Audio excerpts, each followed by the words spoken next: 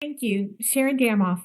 I am opposed to HB 1052 because, in part, is much too broad and virtually eliminates any requirement of proof. Prosecutors will pose as mind readers and assume and assert that a particular person is motivated in part by animosity toward whatever group the other person belongs to. It could be 0.01%. In fact, this bill highlights the problem with hate crime laws. Hate crime laws criminalize what you think about someone. We should criminalize actions, not thoughts. That's the way our legal system worked for centuries.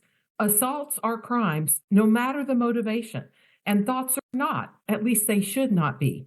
The concept of hate crimes is bad enough in itself, but this bill takes it to an extreme and easily abused level. In America, we have free speech. We can say what we want, and thought is even more fundamental than speech. Yet hate crime laws punish thought. The desire to punish thoughts is authoritarian and puts you on the road to tyranny.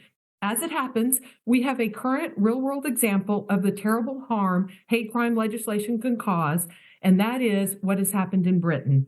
Hundreds of thousands of British girls were systematically raped and abused for more than a decade by Pakistani Muslim rape gangs, but no officials or media wanted to speak up and save these girls because they didn't want to be accused of Islamophobia. Dads who tried to rescue their daughters were threatened with arrest.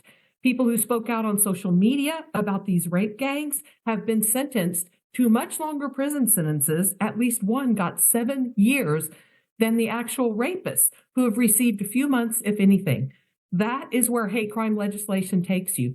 This is a bad bill and should not be passed. In fact, you ought to be repealing the hate crime law that it is seeking to broaden.